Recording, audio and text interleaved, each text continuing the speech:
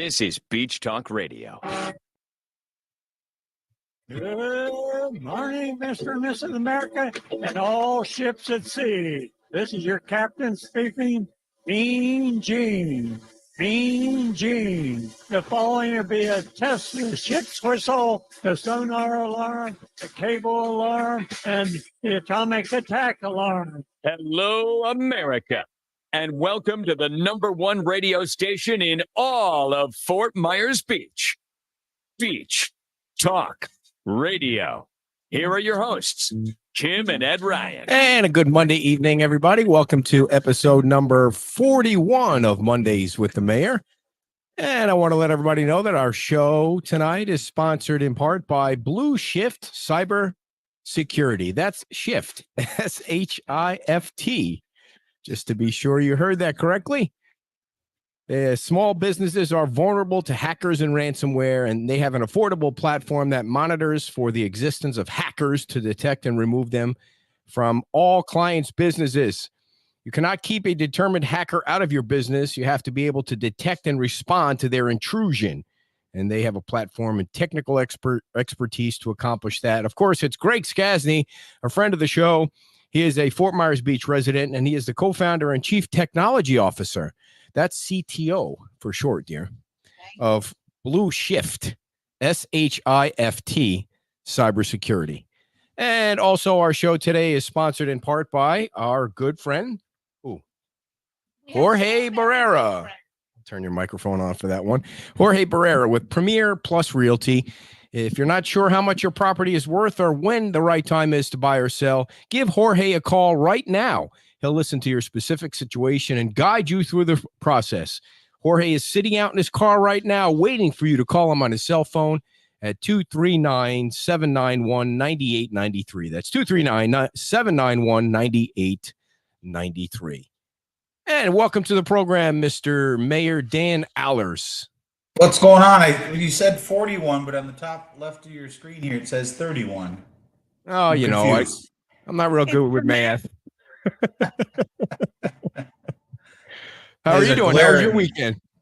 How was your weekend? Good. Busy. Just trying to get some stuff done. So, get some things off the list. Now let's get this first thing off the list. Yeah. What do you got going on there? Fancy schmancy. What do you mean? That's a 6-seater, huh? It is. I actually put it up at the last minute because the glare in here is pretty bad. Someone last week said the glare for like the first 10 minutes, the glare coming in the side window is pretty bad. So I don't know if I can change it or not. Oh, looks good. That looks great. And so, and for anybody that doesn't know, Dan is a co-owner, or it probably is co-owner, right? Yeah. All right. Why don't you tell everybody about the business and how far along it is right now? Well, we had before the storm, we were at 14 carts. We rent golf carts. This year, we're going to be adding bikes to our rentals. So we'll have bicycles around that you can walk up, download the app, scan the bike, and away you go. Bring it back to the same spot. But these carts are behind me. Those are the exact color, exact same carts that we're going to be getting. So hopefully we'll have them this week. But we've got the reservations open starting on. Everybody said they wish they had forward-facing, 6-passenger seats. So that's what we went out and found, and what you see in the background is exactly what we're going to be renting. Only 6-seaters, or are you going to have 4-seater twos? 4-seaters. Currently, we didn't really actually rent a lot of 4-seaters. Most people wanted 6-seaters. So right now we just have 6-seaters, but we might get some 4-seaters if we need to. But the biggest mistake we made the first time around is we got more 4-seaters than 6-seaters, and everybody wanted 6-seaters. So people there's a market for the 4-seaters, but we saw most people wanted 6-seaters. So we started out with those, but as people keep, as we get back and keep rebuilding, we'll add more. But we're excited. So we're going to get kicked off again here on the 1st of November, and we've already had 2 reservations, so that's good. Nice. Awesome. And where can so those are street legal? They're all street legal. Yep. So we've got the fleet that you see behind us, and then we have another set that we'll have just for the Margaritaville people that they'll be rent out of there. So those are white. They'll have Margaritaville logos on them. So if you're staying there, you can obviously rent those carts. We'll have 10 of those carts there. So we're excited about that. Hopefully they get busy. We're kind of putting ourselves out there, but we're seeing what we saw last year when we first started out. We're pretty excited that we'll see some of that come back. When you say you're putting yourself out there, it's because you mean because of the unknown of how many people will be down here this season? That's just, before the storm, we were well on our way. We were doing really well, and then obviously, like everybody else, we got wiped out in the matter of a few hours. So it's taken us a while to get back to, all of our stuff was destroyed, just like everybody else's. Even though we had it off island over at the Buttonwood location, everything there. We had ours there. We had two competitors. We had their carts there as well, and theirs were all totaled as well as ours. So we all kind of started from ground zero again, and we're happy to be back. I think, I was saying, I don't know who I was saying, I put it down in the questions, that I thought it did seem like there was a lot more construction going on the island. And I did see a few more carts than I'm used to. And every time we do a walk around or something, people say, I'll see you in 2 weeks, or I'll see you in 4 weeks, or something like that. So it sounds like it's going to be a good season, but I guess you never know until it hits. Yeah, I've talked to a couple of business owners on the island, and they said they normally will judge their season by the first 2 weeks of October. They can kind of get, they've been doing it for so long, and they can kind of tell how their business is going to be, and they've been pleasantly optimistic about the first 2 months of, or the first 2 weeks of October with the numbers. So obviously they're not as good as they were, pre-COVID or anything, but they are certainly better than they expected. So that's a good sign. So I'm trying to talk to as many people as I can to find out how it's been, how they feel it's going, what they're seeing for reservations. And we, on the TDC last week, we learned that we have 2,700 rooms roughly. And once Margaritaville opens, we'll be close to 1,000 rooms, hotel rooms back on the island. So we're not as bad as we were. You said 2,700. Was that before the storm? That's before the storm. Yeah. Okay, like gotcha. 27. I think it was. I don't know the exact number. It was like 2731 or something like that. And as of last week, we were at 671 rooms. We're back on the island. So we were. Now, does that include the 254 for Margaritaville if they get open by the end of the year. We're a third of the way there. Does the 2,700 include vacation rentals, or is that something completely different? That's something completely different. It's hard to track the vacation rentals. It's my understanding anyway. I just got on the TDC, so I'm still learning. There's a lot of data and a lot of numbers that they put out there, but we're much better. We're much better off than I thought as far as coming back online. Well, when I was out riding the bike on Sunday, every Sunday you can tell, it's building and building because there's more people out. There's more people. I'm starting to really notice all the vacation rentals that are available, and a lot of them have, cars in the parking lot or in the driveway. So, I think people are, definitely coming back, and it's definitely seems to be picking up every week. Yeah, there's, I put it out there at the TDC meeting. It's hard to track Airbnbs just because, the data is very difficult to track. And I thought, well, it would be kind of interesting if we could, it's a voluntary thing by all means, but as people come in and get their licenses for these Airbnbs, if they'd be willing to take part in this is the percentage of they're registered anyway. Are they willing to participate in, is this, this is what our percentage is. This is how many nights we were rented for the year. Because that could really help with drawing down or, nailing down those numbers as to exactly how many people are coming. Right now, it's just the hotels, but there's really no good way of tracking the Airbnbs from what I've understood. And I thought, well, if people are willing to voluntarily say, we had 67% or 77% after the storm that we're seeing now that we're back open, it'd be very useful data for us to give to the TDC to be able to know where we have to target, how we have to target to get the people to come down and see us. Dan, before I forget, where can people go and start to reserve the cart? So you give out the website so people know and they have it in the future. It's islandcartsfmb.com. Okay, so and if you want to put your sunglasses on, Dan, at some point because of the glare coming off of this sweatshirt, feel free. I like it. That's my favorite color. Thank you. We're trying out, I'm trying out different colors and stuff. And of course, she hates it. She wants black, but she Hate thinks she thinks people will like black because it makes them look thinner. And I'm like, people didn't want black in the beginning because it was too hot. So we'll see. We'll see what happens. I like it better than the mustard yellow that Kim's wearing. No offense. I've never been a fan of that color. I but picked that one too. Yeah, you picked that one too. I'm not a fan of any yellow, but Yeah. that is Hey. just, it's wake up black early is in the right morning. twice a day. And I use it to ride the bike. So I don't, it helps me, for sure. brighten up when I'm riding the bike. So, I like the bright neon colors. I don't know. I think it's flashy. It's pops. nice. Yeah. Maybe we should get like a tie-dye one then with Yeah. all sorts of bright colors. like the koozies or the cups. So Oh, Dan, God. one of the posts I made over the weekend, I took it down because it got crazy. People thought I was a code enforcement officer, and they weren't understanding that the thing on Palermo with the trailers, it really didn't come from me. I didn't go down Palermo looking for trailers. It was because there's some neighbors down that street who really, I guess, for whatever reason, don't want their name out, but they feel like there's a mini trailer park going on in their neighborhood. And I know the town's on top of this, and the town's aware of what's going on. So can you just kind of set the record straight on what's going on there? Yeah, there's always been some rumblings, on Palermo. There's a couple places there's one for sure, but there was now a couple that, have congregated trailers on lots. And the people on Palermo have not been happy with it, but there hasn't been really any issues. Well, we've heard from several of them over the last week or so that now there appears to be some waste being dumped in the canal, which is, Oh boy. yeah. So the emails came pretty heavy. They were instantly given to Frankie and Andy, and I know that they're on top of it. We can't go and hook up to them with a truck and pull them off the lot, but the owners have been notified. All we can do is cite them, and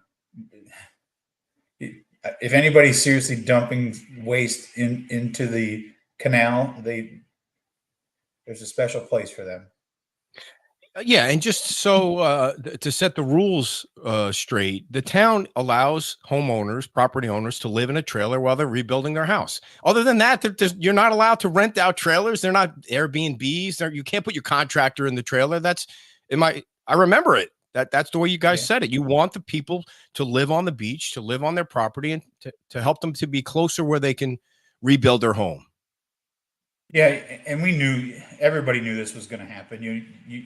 You try to do something, and 80% of the people will do what they're supposed to do, and the other 20% are going to take advantage of it, maybe even less than that. And I think we're seeing a few people that are taking advantage of something that was put in place, not just by us, but by the state of Florida and the legislatures, to allow people to start rebuilding after these storms. And unfortunately, some people are taking advantage of it, and they're using it like and it's not the homeowners, it's the people that they're letting stay on their property. So getting a hold of the homeowners and letting them know this is going on and it's not okay is step number one. And I know staff is working on doing that. Okay. Like, are they going to send out a letter or? Well, you give them a violation. Everyone's different. I don't know what every specific instance is, but whatever it is they're doing that they're not supposed to. Some don't have permits, and not talking just about Palermo, we're talking about other places on the island. Some just don't have permits, or some are just squatting there. Some are renting them out for Airbnbs. It's just, there's a lot of different scenarios going on, but it's not, the vast majority of people are doing it for the right reasons. Right. But you said the homeowners don't know these people are doing it. That's already breaking the rules, right? Only the homeowners are allowed to stay in the trailer. I didn't say the homeowners don't know that. If a homeowner is renting out their property, right, to someone that's not rebuilding their house or not working on they know what they're doing. I mean, okay, you're not gonna just rent it out to.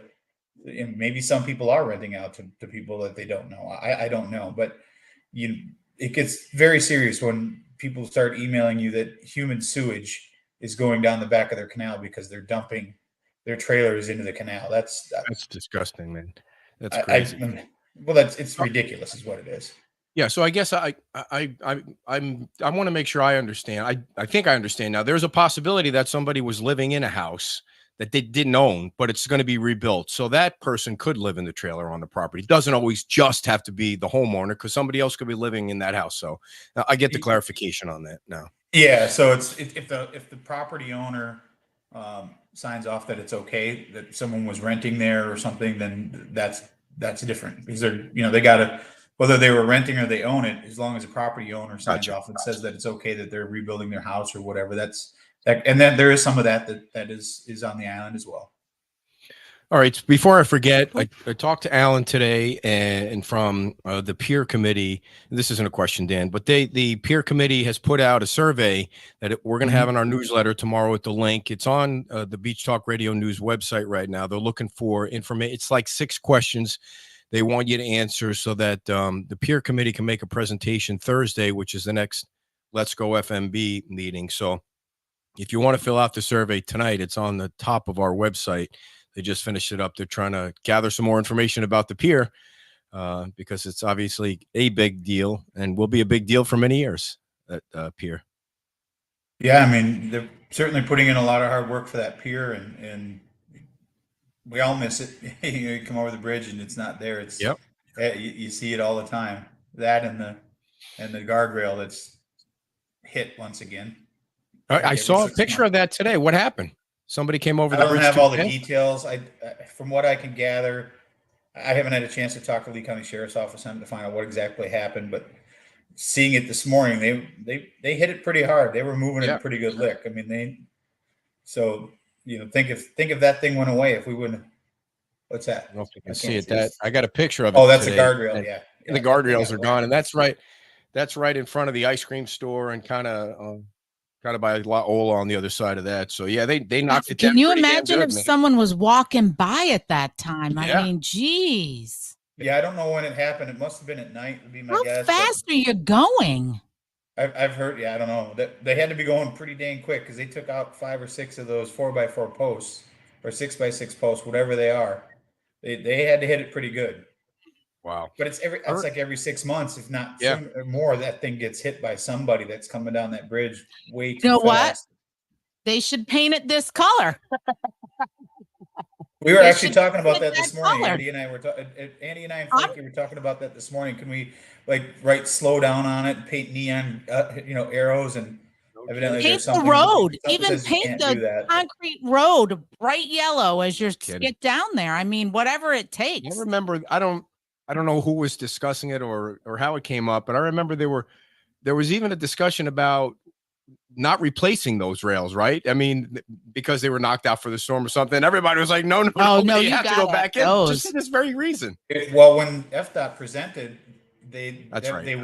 weren't in that plan, and when everybody was there at Chapel by the Sea, it was one of the things that I know I brought up, and I know others did as well. Is why is that? That's not there. Those buildings will be gone in 6 months. Yeah. Someone will drive through that ice cream shop. Someone will end up in the back of La Ola. Something. I mean, somebody's going to get killed if those things aren't there. And you see how hard it got hit. It's amazing. I don't know how fast they were going, but they had to be going. That had to hurt. Yeah. Yeah. All right. So moving on. How are you feeling about the cleanup, specifically the homeowners and the businesses cleaning up their own properties? Is it going quick enough? Well, it's never going quick enough. I'd love that everybody would take care of their property and mow their grass. And, unfortunately, not everybody's doing that. As far as the right of way and the majority of the big cleanup, I think that's going pretty well. There's still a couple little piles I saw today that are out there that we got to address. But for the most part, it's going okay. It's not going as fast, but you can only force people to do so much, and then you have to start doing things that nobody really wants to do. So you're trying to do the educate first and say, mow your grass, pick up what you can, gate your pool or put a fence up around your pool. Do what you have to do, and if you don't, then you're forcing the town to do things that I don't want to personally do, and I know my fellow council members don't personally want to do, but it's something that we're going to have to do, and we are doing. But it's going to get to a point, and we were warned about this right after the storm, that in the progression and how this goes, this is going to be one of those things that is never pleasant, but you have to do it because, not everybody's here year round, and you live in your house, and the guy on either side or the lady on either side of you chooses not to take care of their property, and you're taking care of your own. It's not fair to them either. So it doesn't take much to mow your grass and at least keep the stuff from somebody getting hurt. So are you My wife talking always about, freaks out about the snakes. You know, she hates snakes, so she's always thinking there's snakes and whatever else is growing in there. so would that result in code violations, like letters and then Yeah, you gotta, violations and yeah, you go through the process. I don't know the exact process, but you got to start with the letters, and then because we had it in the code, you can start accelerating it a little bit. You can go in and actually clean up the property. At a certain point, you can go in and clean up the property, and then put a lien on the person's property just to Oh. make sure that it's safe. That's not something that the town wants to do, but it's something we're going to have to do. I think, unfortunately, with some of these properties, they're just not getting back to us. They're just completely ignoring us. Maybe, Yeah. you got to give them maybe they have a different address or a different email address. So we're trying everything we can do to reach all the people that we know are not doing anything. A lot of people are responding back to us and saying, this is where we're at. We've got a permit. We're waiting for them to come out and do the work. So we're hearing back from people. It's the people that are just choosing to do nothing, like nothing ever happened here. And it's amazing. It's amazing to me. I got an email this last week from someone that said, I just came down for the first time since the storm. Why is this pile of debris still sitting at the front of my house? Why isn't it picked up? The town should be picking this up. Well, where have you been for the last 13 months? Was kind of my response. Yeah. Well, I will say though, on a positive note, again, on Sunday riding around, I noticed and commented many times about a lot of people have done their landscaping and really It's amazing what a little bit of green and it paint is will do. amazing how a little bit of greenery will really brighten Mhm. up the whole street and the whole attitude. And so kudos Yes, to when you get off Estero, you guys do it or you see it. So when you get off Estero Boulevard, start going down some of the side streets. It's easy to sometimes get memorized by what you see on Estero Boulevard and not pay attention to what's happening on some of the side streets. But if you take the time to actually go and bike down the side streets and look, there's actually a lot of activity going on. Mhm. Some building, some rebuilding, some new building, some landscaping, like you said. There's a lot going on. You just, unless you leave Estero Boulevard, you don't see a lot of it. Right. I went down one of the side streets on Saturday, and because I had heard that there was a new house delivered, and you could see how the crane picked up that it was an Affinity pre-made house that I think they make them in Georgia. The crane picked it up, put it on the pilings in between two gigantic trees that they were able to keep in place, which looked really cool. It looks even cooler up in the air because, it's almost like closer to the trees. I just thought that was pretty cool to see. Yeah, and that made me think, and the homeowner actually did reach out, and I said I would say something today on the show about it, that we have to remember people's privacy too. Yep. There's so many people that are so inquisitive and they want to see, and there were a couple of posts made specifically about that property and maybe one or two other that drew a lot of attention from looky-loos that wanted to come and ask questions, and it was slowing down progress. And it's important to remember that we're all excited about rebuilding, and we're all excited about getting back in our houses and getting businesses open, but we also have to be respectful of people's privacy and that. They reached out. I know you took it down, and I know that the posts were taken down, but by that point it was a bunch of people had gone by and looked and were stopping workers and asking questions, and I see. They just felt like their privacy was, they're paying these people good money to work, and they're stopping 20 times a day to answer questions. So, as much as it's okay to go by and take a look, but try to respect people's privacy. Yeah. When Yeah. they're No, trying to they work asked us to take it down, and we took it down, and I was like, sorry. Yeah. I mean, it was just such a positive thing, and it looked so cool. And but certainly, sure. I don't think I saw both of them, and I don't think either one of them were spiteful or vengeance, it wasn't anything other than look at the progress. It was excitement. Yeah. Sometimes you get so excited about things you forget about the other side of it, where it's someone's private property and they're trying to get some work done. So yeah, and I did see I guess they were contractors. I mean, I guess that was the term you would use, but they were putting down cable for internet, so that was good to see for folks too, that they were out there working on a Sunday. a lot of stuff going on. I don't a lot of stuff happening, and different everybody's at different stages, and it's every month that goes by, it's the stages. Some people are now just starting to rebuild. Some people have already framed. Some people are ready to do sheetrock. I mean, you're you're starting to see that degree of where people are in the building process be much wider. So, how are we doing on the new permitting company? I'm sure people would like an update on the new permitting company that.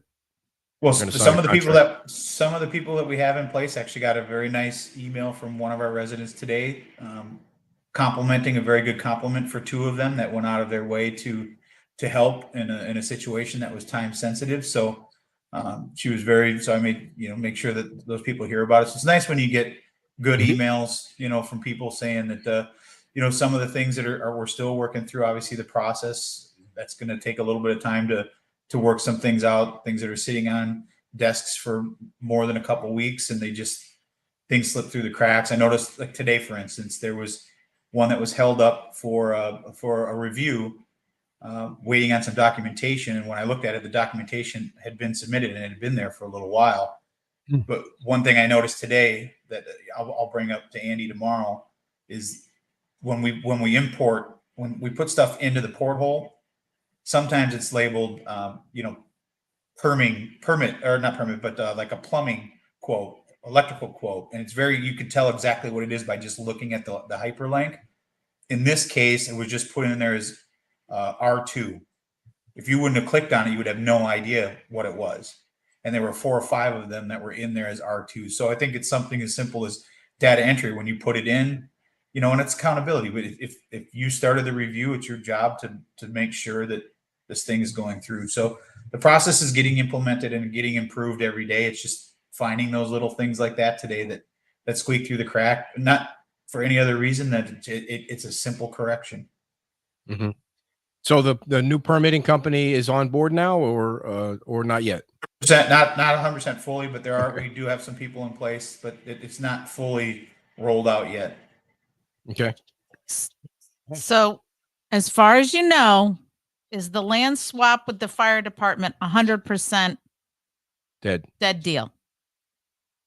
Well, I didn't get a chance to watch I was up in Tallahassee, so I didn't get a chance to watch yet the fire department or the fire district's meeting. I think Councilman King was there, but yes, I haven't had a chance to watch it yet, so I don't know exactly what was voted on or wasn't voted on. We do have a meeting with the chief and the chair this week, so I don't know if it's 100% done. If it's not 100%, I'll know more when we have our meeting this week. The town would like to do that deal, right? I mean, it would really be nice to be able to have those properties together.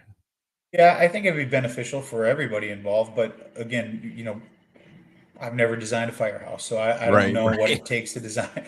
So I have to trust that. If it works for them, they'll tell us. If it doesn't, it doesn't. And at the end of the day, nobody's out anything. There's no harm, there's no foul. But I thought that was going to be a very good thing for the community as well as the fire district and the town. But again, it's not the end of the world. There's bigger fish to fry. But if it works out, great. If it doesn't, then that's fine too. Again, we've never developed a fire station, so I don't know the requirements that they need to do what they need to do. Only they know that. But we'll see where the meeting goes this week. All right, so let's we're backtracking just a little bit because David's question is about the permits. Will the permit inspectors remain the same, or will there be new inspectors? I believe there'll be new inspectors. The inspectors that we got now, one as of last week was relieved of his duties. So my understanding that sounded ominous. What, did he do something that you didn't like, or he wasn't? Something that we didn't like. He did something that he shouldn't have done, and okay. Andy he was no longer welcome on the island. So wow. Okay, so just for clarification, this wasn't an employee, was it? No. Okay. It wasn't an employee. No. Gotcha. And David, yes, you are correct. Oh, I don't know who that is. So maybe David knows who it is, and maybe now he's happy. So the other thing, okay, you mentioned Tallahassee, so I wanted to ask you about Tallahassee. Did you come back with pockets full of more money from them, or what was that whole day about that you were up there? This was just a chance to go up in the committee. I wasn't able to get up there because we had our council meeting for the first committee meeting that they had, but Chris Holly was there in our place, and Commissioner Wayne was up there for the county speaking on everyone's behalf. So it was basically filling in what went right, what didn't go right, what can get better, where we were at, that kind of thing. Our meetings were all with our delegation and some other members to try to let them know where we're at now. Thank them obviously for the help that we received last year. We're still not out of the woods. We still need help. So we went up there. Basically the same thing you'll hear us say at the delegation meeting on the 30th is essentially what we talked to them about. Just trying to give them updates as to where we're at and the positivity that's been going on and the movement that we're doing, and showing them that their help is really helping us. And with continued support, we'll get back even faster. So there's no Brinks trucks that came back from Tallahassee, but that was the first step. And there'll be several other meetings we're going to go up there again and continue to let them know our progress, let them know our needs and what we need to do to succeed. So it was a productive meeting. Everybody was very happy. It was a much better tone. This time, last year when I went up there, I didn't know anything. I'd never done it. It's kind of a daunting, it's a lot of work. You're running around those hallways all day, and you really put some miles on your feet, and you're doing your best. And this was right after the storm. So it was you don't know what you don't know at the time. You don't know exactly what you need yet. Now it's been a year. We have a little better understanding of what we need, where we need the money to go to be able to continue the progress. So this year it was a little bit easier, and I think it gets easier every year after that to be able to know what you want, go in there, be specific. And then you also understand the legislatures, what they're asking for. Last year it was, we're here to help you. Now they understand that we're a year into it now. We can be a little bit more specific, and they can be more specific to us and to what they want from us as far as data and information. So we took back from some of the people that we talked to. They had some specific asks that we'll get back to them. And, so when we get up there next time, they have the data that they need to make the most informed decisions that they can. How much do you think you're going to need? Like, do you have a ballpark figure, or is it still kind of hard to wrap your arms around? Well, our big thing is we've got roughly $60 million in projects after the storm, but we had before the storm, we had, our stormwater system was going to be $60 million. And now, it's been decimated since the storm. So we've got a lot of money for a small town that we need help with. They understand that. The big thing that I've learned is don't go in there and say, I need $60 million today, because you can't spend it. And if you can't use it to improve, only ask. To me, what I've taken out of the last 2 years from the legislatures is ask for what you can use in that fiscal year. Don't ask for more than what you can't spend. Otherwise, it just sits in the bank, and other people could potentially be using it that need it sooner. So that's kind of the mantra. That's kind of the plan that we've been doing going forward. Ask for, we got 21 million out of last year's 300. We know we need more. They know we need more, but you ask for what you can spend within that year, so that you're not just wasting money that could be used in better spots. But doesn't mean you won't get more this year or the next year after. So it's a process that you go through, and it's a learning curve. I had a little learning curve, and so now I'm starting to understand why they do what they do and how they do what they do. Representative Botana will be on our show Saturday morning after Councilman John King. When you saw him in Tallahassee, did he feel a little bit bruised? No, he understood. I mean, we talked about it.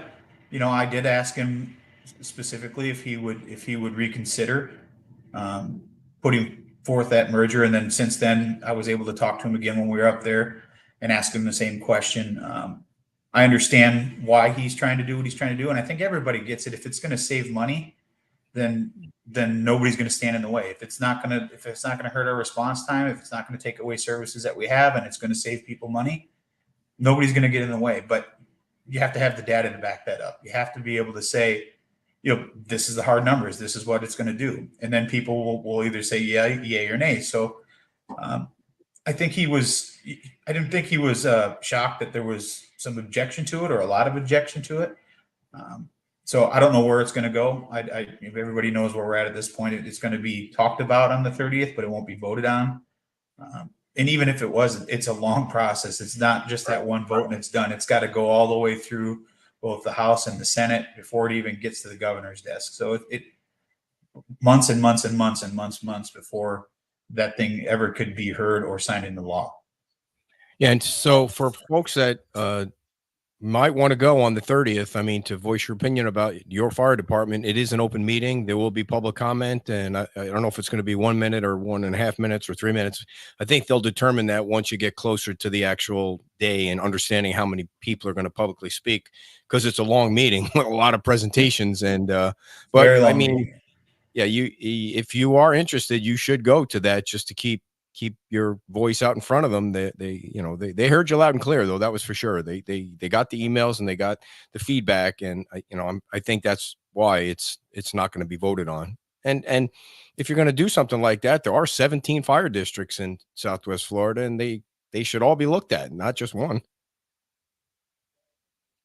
Timing, for Fort Myers Beach, and there was a lot of questions, why the timing and why just Fort Myers Beach, and all those questions, and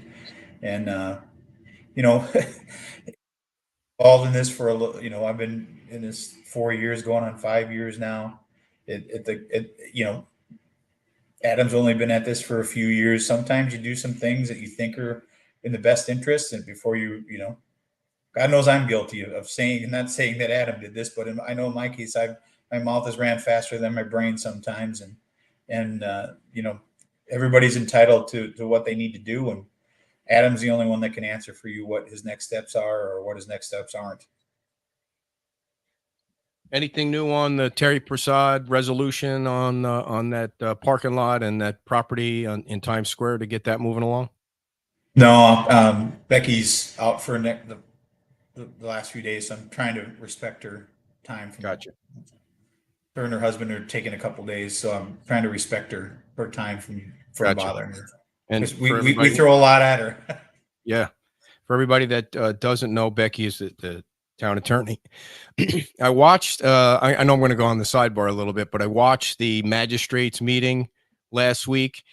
And I have to say, if you get a ticket on Fort Myers Beach, just pay the ticket unless you can prove, like, you have to be able to prove that you paid it, that you paid the meter or something.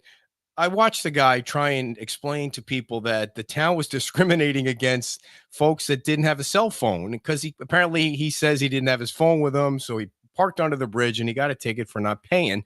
But then the attorney that was there on behalf of the town, who I don't think was Becky, I think it might have been somebody from her firm.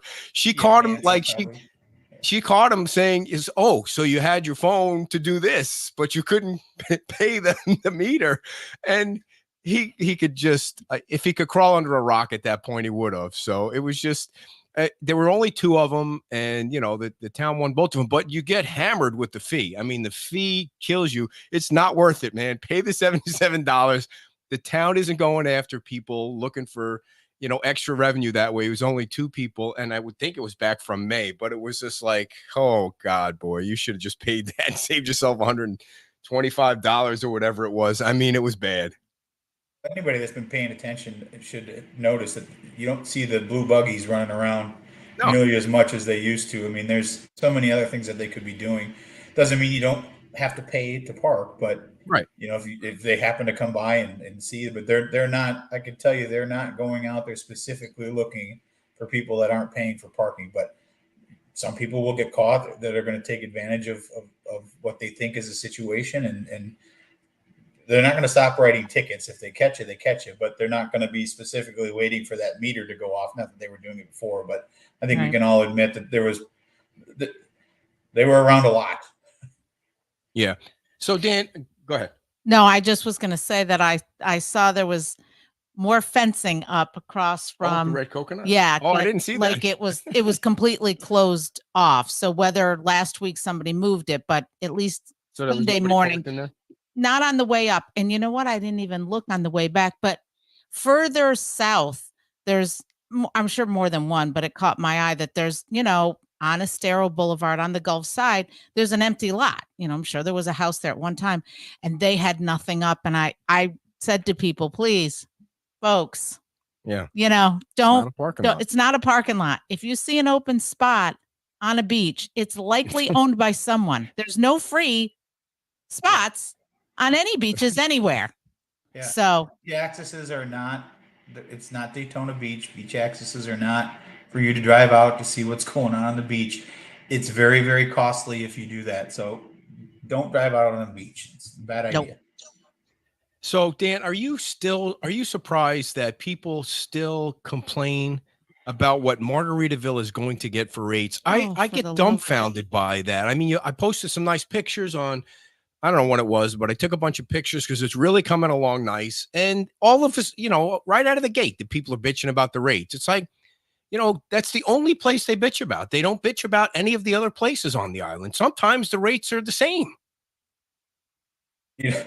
I'm not in the business, but I think if you're whatever business you're in, whether you're in a hotel business, golf cart rental business, whatever, your rates are what your rates are, and whether you're booking things or not will tell you if your rates are too high. And if people are renting and people are booking it, then are the rates too high? It's not cheap to go on vacation. We all know that, especially nowadays. It's very expensive with the cost of $1 now. To borrow $1 is ridiculously high. Anyone that's had to go out and buy a car or is trying to buy a house, God forbid, the interest rates are ridiculously high. So, people are allowed to charge what they want. I don't even know what the rates are. I haven't looked them up, but trying to follow along on some of the stories, I don't know that they're any more out of line than any of the other resorts that have been on this island since I've lived here. So, every year they seem to go up a little bit more, and it's a supply and demand thing too. Right. You want to stay at a nice place. We don't have a lot here right now. So I don't see any issue with it. People are not everybody. I can't afford to spend $1,000 a night or $900 a night in a hotel. I can't do it. So doesn't mean I'm going to hate the place. No. If there's no place then I can stay, then I'll find somewhere else to stay. It doesn't mean I won't go visit there and have dinner or, do things like that. But I'm certainly not going to hold, someone accountable or be angry at somebody because they can afford to spend more on a hotel room than I can. Well, it's like if you're going to buy a car, if I'm on a Corolla budget, nothing wrong with Corolla. They're great vehicle, but I'm not going to walk onto the Maserati dealer and go, Hey, I want that for exactly 25 what people grand. are doing. Yeah. So, you get what you pay what you can afford. I want Margaritaville, the Pink Shell, Diamond Head, the Lighthouse, all of them to get as much for every room that they can. Every single one of them should succeed as much as they can. Not just them, it's all of them. They should all make as much money as they can. There's nothing wrong with that. I don't know how many billionaires are out there that can just build a hotel room and rent them for $89 a night. It doesn't work that way. And it's one of those things where people aren't going to be happy no matter what you do. And yeah, you just go for it, and the numbers will tell you.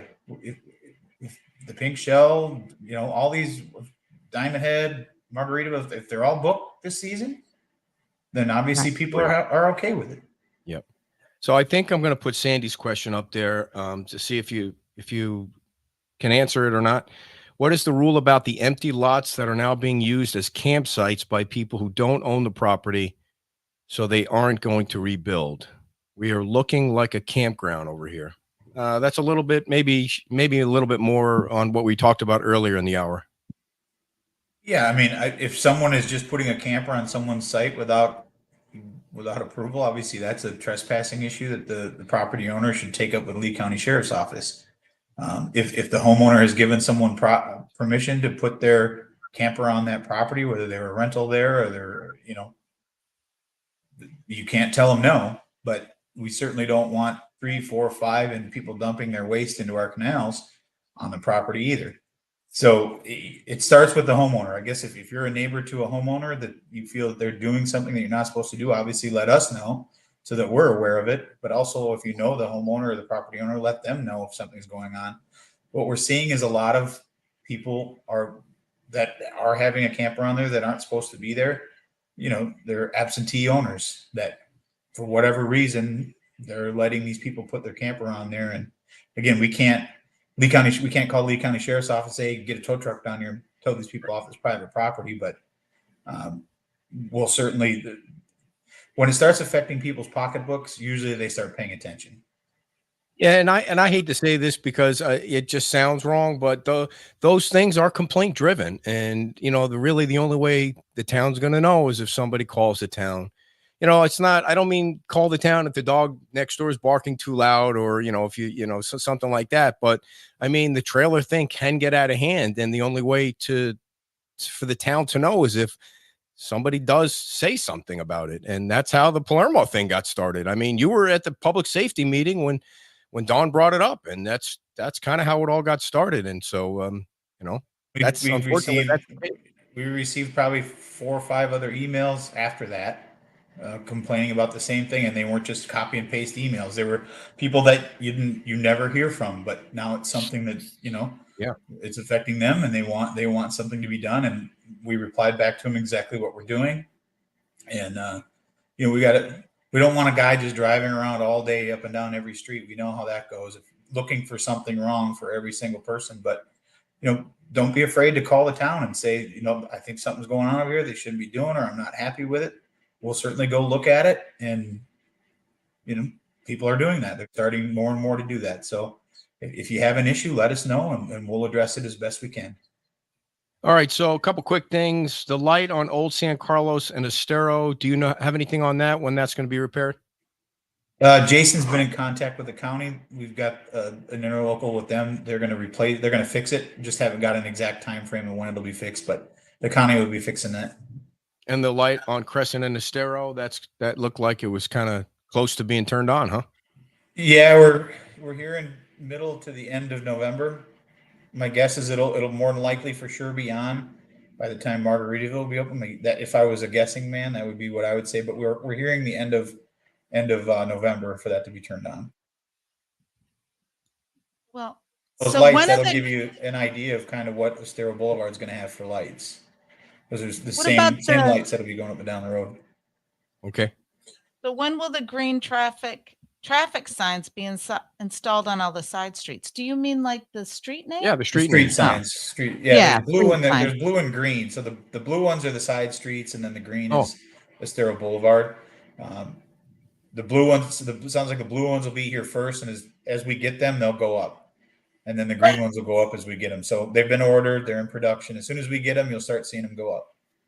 Okay, and so the very colorful signs that everyone created will stay for as long as they can stay, right? The community love that, and I don't know if they're all still up, but the ones we're trying to, when the new signs go up, we'll try to save them and incorporate them somehow into something. Just haven't kind of come up with an idea yet, because people did love them. That's what makes us who we are, funky and fun. So we'll do what we can to find a place to do something with it. I'm not very artsy, so anyone that has an artsy idea with these signs, maybe we can come up with it.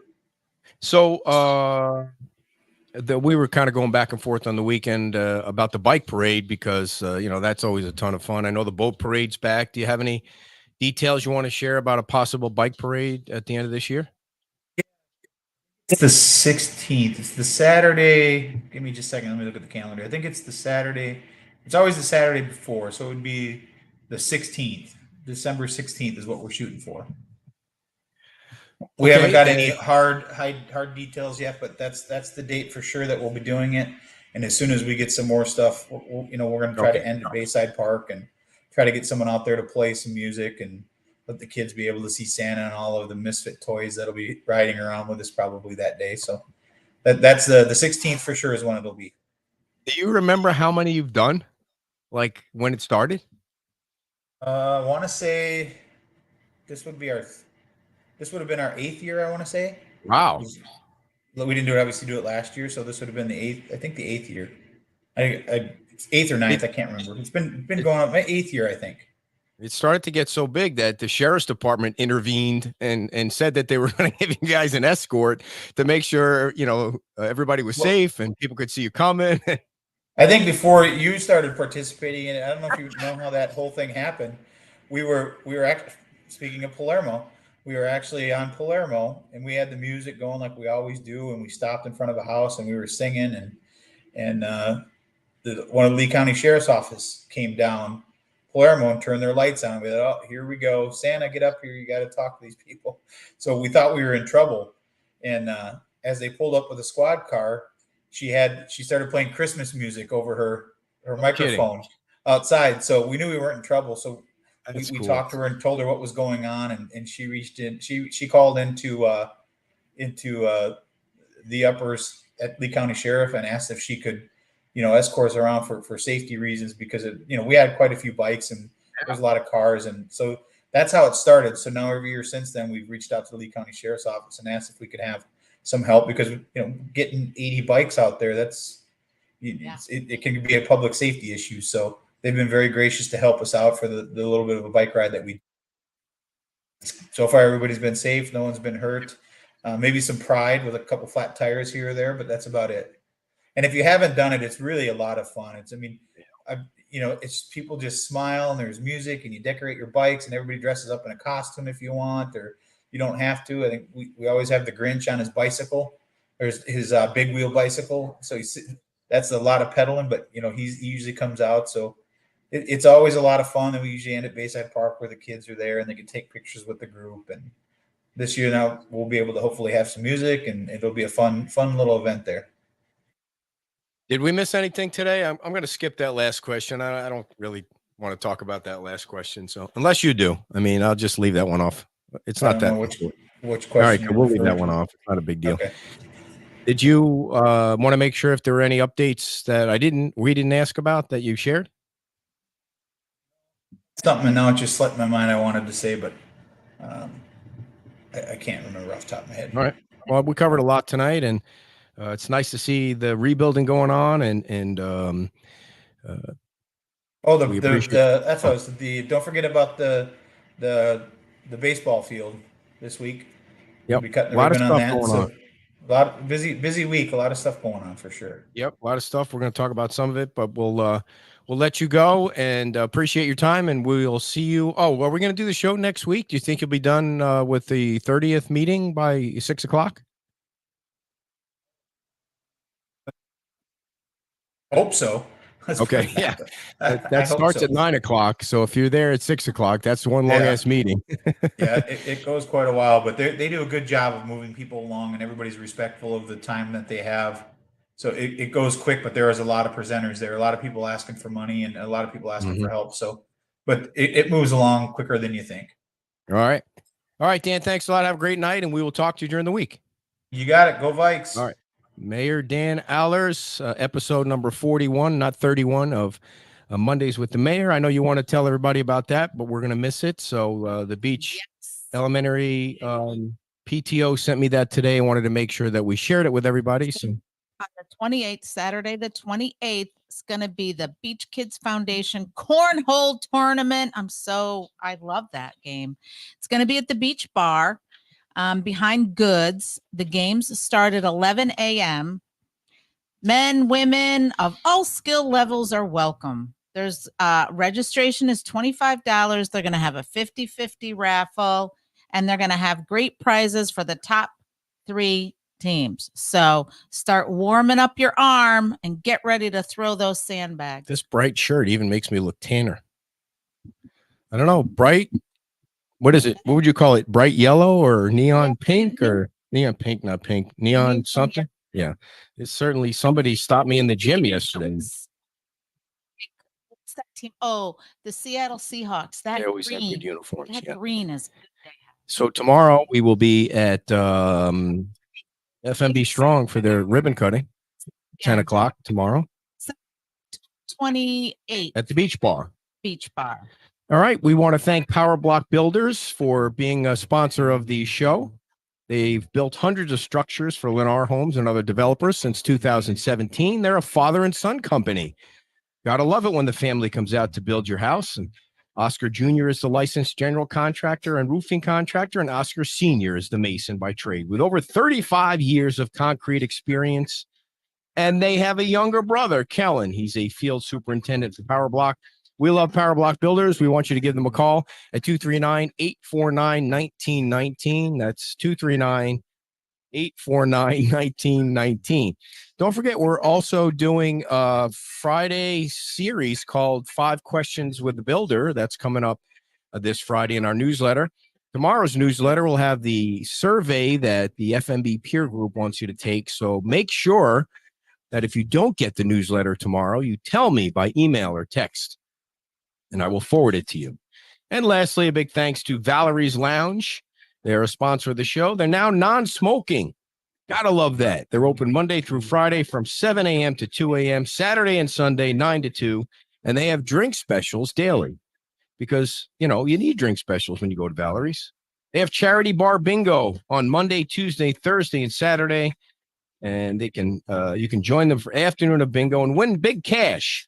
Karaoke is back every Tuesdays at 8:30. Karaoke. Be a star for a night or just pretend to be one at Valerie's. Thank you, Valerie's, for being a sponsor of the show. Thanks to the mayor. Thank you to everybody for coming out to the show on Saturday and watching my video with Rose. Oh, that had so many views. I'm going to replay it in the newsletter tomorrow, and your dinky bike ride yesterday that everybody loves. There was a lot of nice people out. Some people walking their dogs, and those people on Indian Bayou that were so sweet. They had just bought the house 3 months before the storm. Oh, wow. I know. Are you rebuilding? People, they were the ones that had all the landscaping redone. Their house was already up, but I mean, I know they had some damage. But I'm going to call Affinity Builders because they're a sponsor of the show, which was another reason that I went down the street on Saturday and see when the next time they're going to deliver one of those houses. So that I can ask them.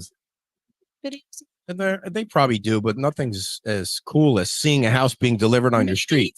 Videotaped it and then posted it after they were done. Yeah, I don't want to do anything to invade anyone's privacy. It's not what the plan was. It was just so cool to see that house in between those trees. But maybe in the future, if something like that happens, you get the okay ahead of time. And a few other times it happened, we did get invited for something like that. So we just have to be careful and play it by ear. So thank you all for tuning in. You have a great Monday, and we'll see you tomorrow at 10 a.m. at FMB Strong for their ribbon cutting. Tomorrow is also a coffee with a cop, same time at Mojo's. So if anyone shows up at Mojo's with a yellow Army shirt, you get a free cup of coffee thanks to Mojo's, and you get to hang out with the Lee County Sheriff's Office. Have a great Monday, everybody. Say it, dear. Bye. Bye.